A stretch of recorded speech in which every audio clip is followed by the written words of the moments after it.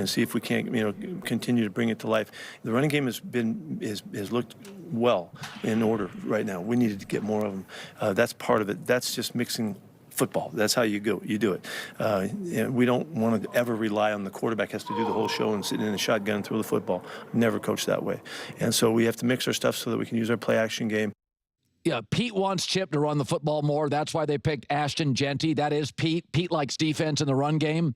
Geno Smith. They wanted Matt Stafford. Stafford chose the Rams. I think Pete wanted Sam Darnold. Reportedly, not me, this is reported, Tom Brady didn't want Sam Darnold. So I just think you're limited with Geno Smith, but Pete knew him, was familiar, but you're limited. He's going to throw a lot of picks, and it's like a lot. So my question with Pete is not energy. I had no problem with a hire. It's that his last few defenses in Seattle were no good, and Mike McDonald took over, and they're really good. Now, some of that's John Snyder's draft picks. They've hit in a lot of them. But, Jesse Minter shows up to an awful Chargers defense. It is good by week 3 the next year. Mike McDonald, Seattle, overnight, defense is better. So there's an argument that Pete hasn't reinvented himself defensively, and that's why he was let go. I have no problem with Pete. They spent most of their draft picks on offense. The TCU receiver's been, third down guy. Genty's really good. Some offensive line picks that are okay.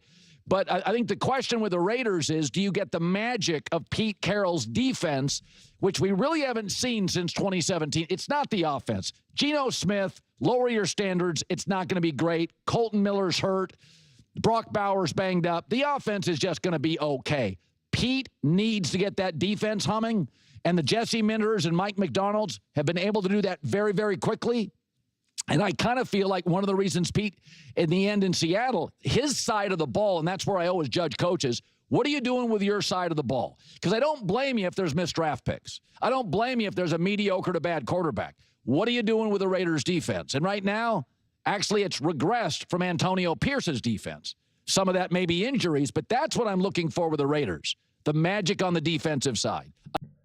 Yeah, well, it's also a problem. Your defense can only do so much when your quarterback literally can't stop turning the ball over. Okay? And you're not running the ball. You're not giving your defense, any break. Your quarterback has more interceptions than touchdowns. It's called complementary football for a reason. I mean, listen, Geno Smith has been just downright bad. 6 touchdowns, 9 interceptions. 6 touchdowns, 9 interceptions. That is a tough existence. That is a tough existence. He's got a similar touchdown-interception ratio as Jake Browning.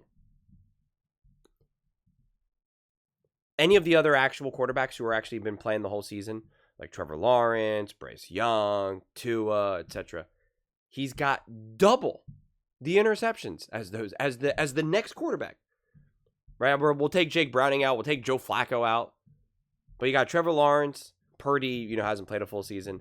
Tua, Bryce Young, Bo Nix, Justin Herbert, Aaron Rodgers, the next one, Russell Wilson, Penix. These all quarterbacks now have played the whole season. He's got more than double, most of them, 3 times as much as Aaron Rodgers.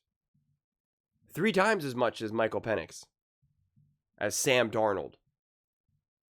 Like, you're just turning the ball over at such an alarming rate.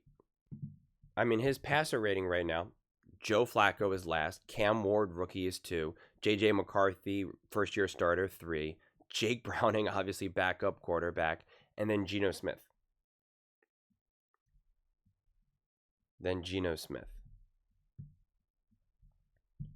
And so why they're not being more conservative with this offense, I don't know.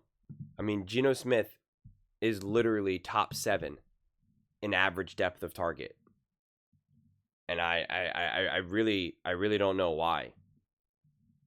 I really don't know why they wouldn't have much more of a conservative approach with this offense. Like, Pete Carroll was kind of talking about, like, run the ball more, et cetera, et cetera. Stop trying to push the ball down the field so much.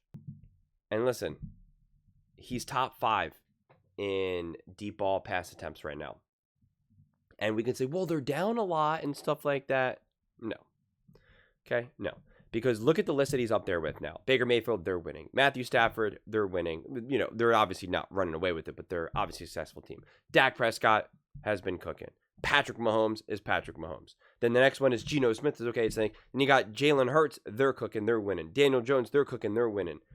Like, what? The outlier here is Geno Smith. And look even just at the ratings of deep ball, 88 for Jalen Hurts, 68.7 for Patrick Mahomes, not the best, but 92.7 for Dak, 97.3 for Stafford, 94.9 for Baker, and Geno Smith 61.6. 2 touchdowns, 4 interceptions. Baker 6 touchdowns, Stafford 3 touchdowns, Dak 2 touchdowns, Mahomes 1 touchdown, Jalen 2 touchdowns, Geno Smith 4 interceptions, 2 touchdowns. So right now, this offense is just a mess. It's just a mess. I understand what Colin is saying about the defense. And again, we could talk about injuries. We could talk about Pete Carroll. But it's just hard for a defense to show up when your offense is just an absolute mess. An absolute mess. A defense is exhausted when they see their quarterback throwing interceptions, right? I mean, like, it just becomes exhausting. And here's part of the problem, because if you look at some of the stats, some of like the third down conversion rates, time of possession, stuff like that, you're like, the Raiders aren't terrible at this. Like, so like, what's going on here? And it's like, in first half, they're bottom in the NFL, right? They're 27th in points scored in first half. So they're down there with the Jets, not so good. Tennessee Titans, not so good. The Cincinnati Bengals, not so good. The Carolina Panthers, not so good. The Cleveland Browns, not so good. They're doing nothing out there in that first half. And then the second half, like, yeah, now that the defense is now going to be a lot more conservative for the opposing team, it's just, because when you look at it, when you look at the third down conversion rate, time of possession and whatnot, you're like, this is like, this is actually kind of weird. Like, what's actually going on here? Well, you're bottom in the NFL at scoring points in the first quarter, and you're bottom in the NFL, or top in the NFL, however you want to look at it, in the bad way, of giving up points in the first quarter. Okay, so you're immediately putting yourself on the back foot. And then for the half as a whole, bottom 5 in the NFL in first half points, giving up first half points. And you're up there with Carolina, not so good. New York Jets, not so good. Cincinnati Bengals, not so good. New Orleans Saints, not so good. Actually worse than the Dallas Cowboys, who's considered to have one of the worst defenses in the NFL. So yeah, it just really becomes a recipe for some really, really hard games from the jump. And then you're just trying to play catch up. You're just trying to keep your head above water in by the second half. And it just, I don't know. I'm not going to pretend like I have the solution to this problem. And this isn't how I necessarily saw this unfold by any stretch of the imagination, but it's just, I think you got to start with the low-hanging fruit here. And because we can talk about, first half defense, this and that, and like, and that's run the ball more and all that type of stuff, but it's just like, have your quarterback stop turning the ball over so much. Just start there.